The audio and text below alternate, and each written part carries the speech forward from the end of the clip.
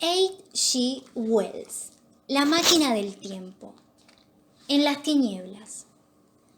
Salimos del palacio cuando parte del sol estaba aún sobre el horizonte.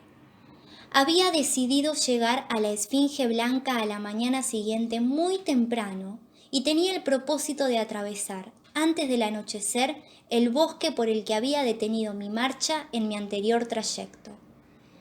Iría lo más lejos posible aquella noche, para luego hacer un fuego y dormir con la protección de su resplandor. Mientras caminábamos, recogí cuantas ramas y hierbas secas vi, y pronto tuve los brazos repletos de tales elementos. Yo iba cargado.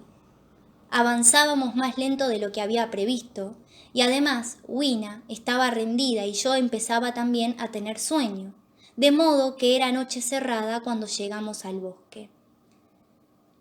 Wina quería detenerse en un altonazo con arbustos que había en su lindero, temiendo que la oscuridad se nos anticipase. Una singular sensación de calamidad inminente, que hubiera debido realmente servirme de advertencia, de pronto me impulsaba hacia adelante. Había estado sin dormir durante 2 días y una noche y me sentía febril e irritable. Sentía que el sueño me invadía y que con él vendrían los Morlocks. Vacilábamos cuando vi entre la negra maleza, a nuestra espalda, confusas en la oscuridad, 3 figuras agachadas.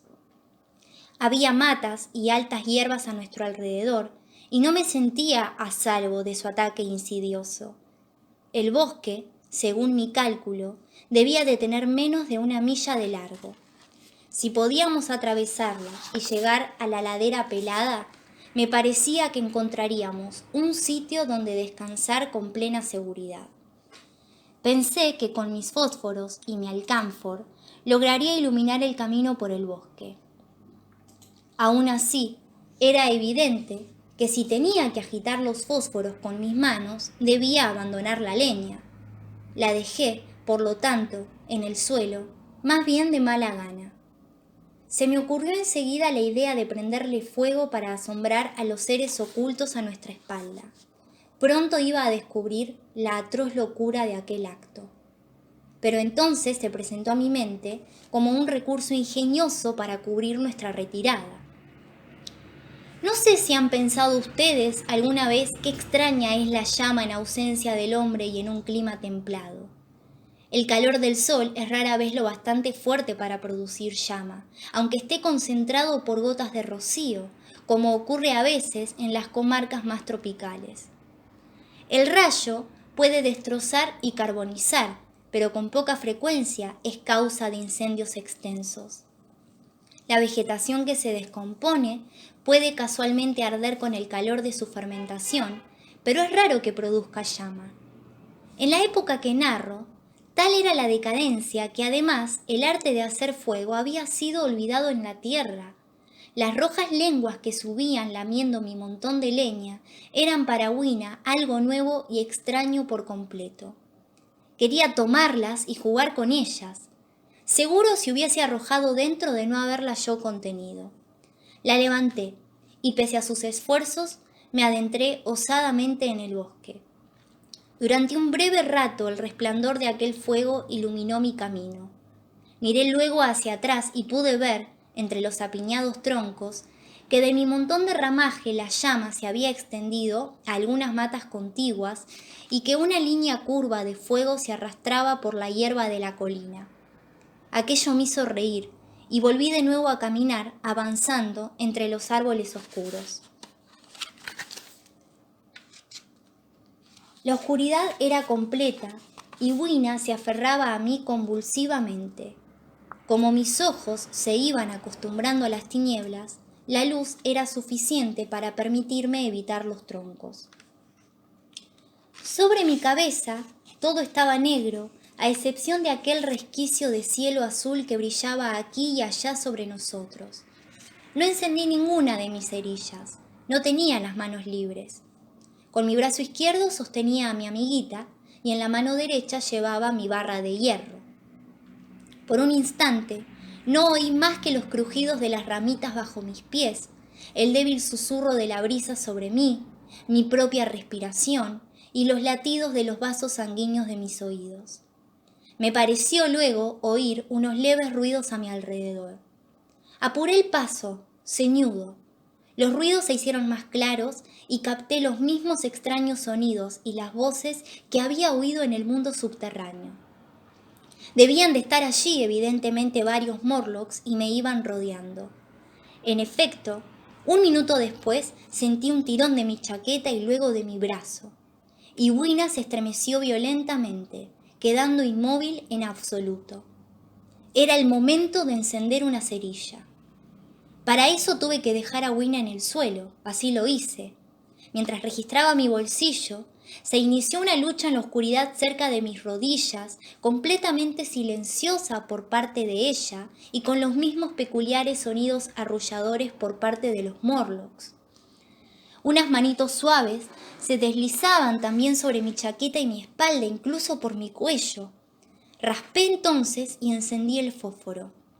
Lo levanté flameante y vi las blancas espaldas de los Morlocks que huían entre los árboles. Tomé a gran velocidad un trozo de alcanfor de mi bolsillo y me preparé a encenderlo tan pronto como la cerilla se apagase. Luego examiné a Wina. Yacía en tierra, agarrada a mis pies, por completo inanimada, de bruces sobre el suelo. Con un terror repentino me incliné hacia ella. Apenas respiraba. Encendí el trozo de alcanfor y lo puse sobre el suelo. Mientras estallaba y llameaba, alejando a los Morlocks y las sombras, me arrodillé y la incorporé. El bosque a mi espalda parecía lleno de la agitación y del murmullo de una gran multitud. Wina parecía estar desmayada.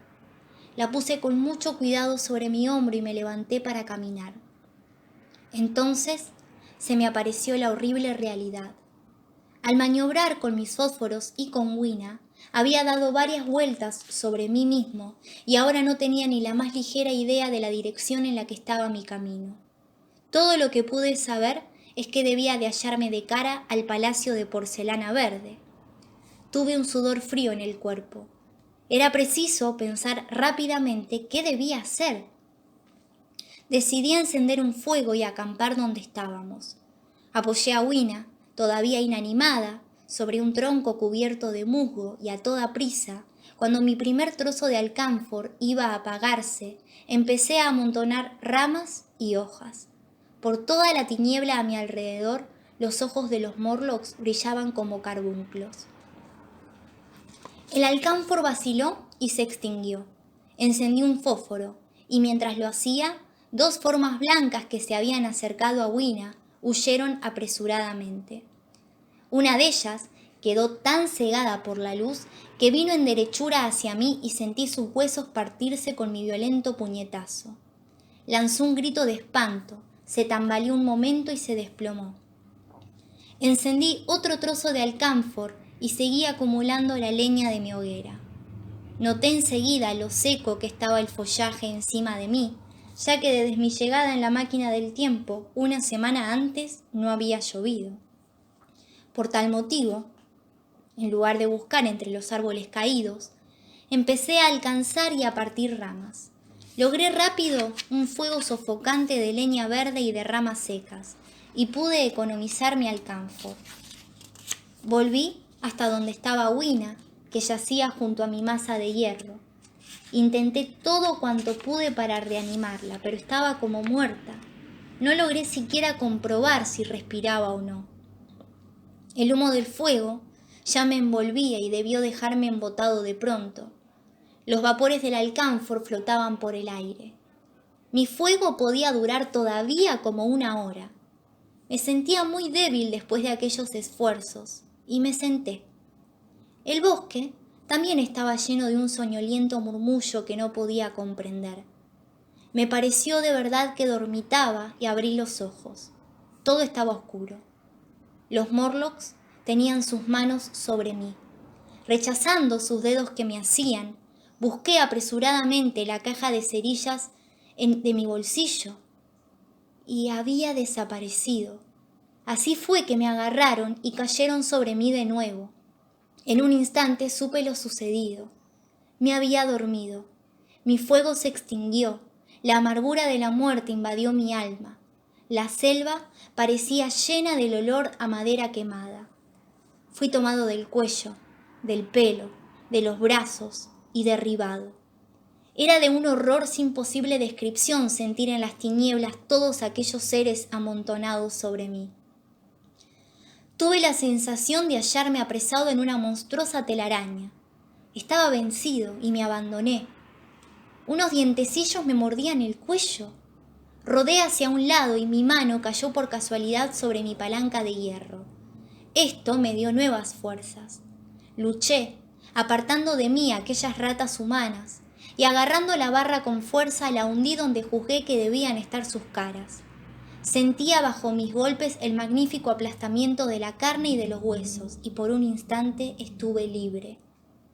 Me invadió la extraña exultación que con tanta frecuencia parece acompañar una lucha encarnizada. Sabía que Wina y yo estábamos perdidos, y decidí hacerles pagar caro su alimento a los Morlocks. Me levanté, y apoyándome contra un árbol, sacudí la barra de hierro delante de mí. El bosque entero estaba lleno de la agitación y del griterío de aquellos seres. Pasó un minuto. Sus voces parecieron elevarse hasta un alto grado de excitación, y sus movimientos se hicieron más rápidos. Sin embargo, ninguno se puso a mi alcance. Me quedé mirando fijo en las tinieblas. Tuve de repente una esperanza. ¿Qué era lo que podía espantar a los Morlocks? Y pisándole los talones a esta pregunta, sucedió algo extraño. Las tinieblas parecieron tornarse luminosas.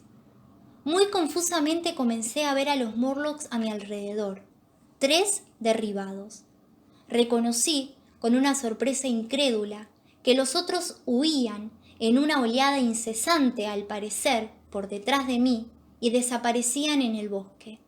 Sus espaldas no eran ya blancas, sino rojizas. Estaba con la boca abierta cuando vi una chispita roja revolotear y disiparse en un retazo de cielo estrellado a través de las ramas.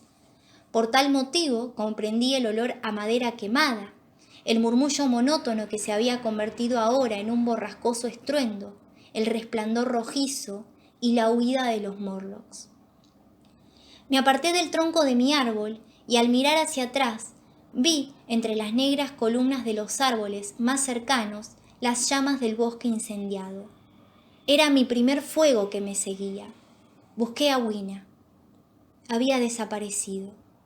Detrás de mí, los silbidos y las crepitaciones, el ruido estallante de cada árbol que se prendía, me dejaban poco tiempo para reflexionar. Con mi barra de hierro asida aún seguí la trayectoria de los Morlocks. Fue una carrera precipitada. En una ocasión las llamas avanzaron tan rápidamente a mi derecha mientras corría que fui adelantado y tuve que desviarme hacia la izquierda. Al fin salí a un pequeño claro y en el mismo instante un Morlock vino equivocado hacia mí, me pasó y se precipitó en el fuego. Estaba por contemplar lo más fantasmagórico y horripilante, creo, de todo lo que había visto en aquella edad futura. Todo el espacio descubierto estaba tan iluminado por el reflejo del incendio como si fuese de día. En el centro había un montículo o túmulo coronado de un espino abrasado. Detrás, otra parte del bosque incendiado, con lenguas amarillas que se retorcían, cercando por completo el espacio con una barrera de fuego. Sobre la ladera de la colina estaban 30 o 40 Morlocks encandilados por la luz y el calor, corriendo desatinadamente de un lado a otro, chocando entre ellos en su trastorno. En un principio no pensé que estuvieran cegados. Se acercaron y los golpeé, furioso, con mi barra, en un frenesí de pavor, matando a uno y lisiando a varios más. Cuando vi los gestos de uno de ellos, yendo a tientas entre el espino bajo el rojo cielo, y oí sus quejidos, me convencí de su absoluta y desdichada impotencia en aquel resplandor, y no los golpeé más. De vez en cuando uno de ellos venía directamente hacia mí, causándome un estremecimiento de horror que hacía que lo rehuyese con toda premura. En un momento dado, las llamas bajaron un poco y temí que aquellos inmundos seres consiguieran verme. Pensé incluso entablar la lucha matando a algunos antes de que sucediese aquello.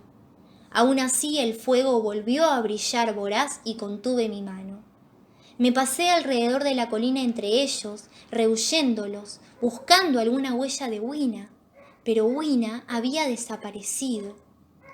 Por fin me senté en la cima del montículo y contemplé aquel increíble tropel de seres ciegos arrastrándose de aquí para allá y lanzando pavorosos gritos mientras el resplandor del incendio los envolvía.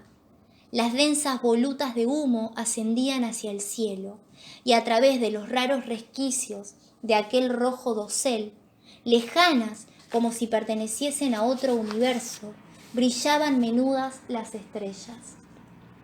2 o 3 Morlocks vinieron a tropezar conmigo. Los rechacé a puñetazos, temblando al hacerlo. Durante la mayor parte de aquella noche tuve el convencimiento de que sufría una pesadilla. Me mordí, grité con el ardiente deseo de despertarme. Golpeé la tierra con mis manos, me levanté y volví a sentarme. Vagué de un lado a otro y me senté de nuevo. Luego llegué a frotarme los ojos y a pedir a Dios que me despertase. Por 3 veces vi a unos Morlocks lanzarse dentro de las llamas en una especie de agonía, aunque al final, por encima de las encalmadas llamas del incendio, por encima de las flotantes masas de humo negro, el blancor y la negrura de los troncos y el número decreciente de aquellos seres indistintos, se difundió la blanca luz del día. Busqué de nuevo las huellas de Wina, pero allí no encontré ninguna. Sin dudas, ellos habían abandonado su pobre cuerpecillo en el bosque. No puedo describir hasta qué punto alivió mi dolor el pensar que ella se había librado del horrible destino que parecía estarle reservado. Pensando en esto, sentí casi impulsos de comenzar la matanza de las impotentes abominaciones que estaban a mi alrededor, pero me contuve. Aquel montículo, como ya he dicho, era una especie de isla en el bosque. Desde su cumbre podía ahora descubrir a través de una niebla de humo el palacio de porcelana verde y desde allí orientarme hacia la esfinge blanca.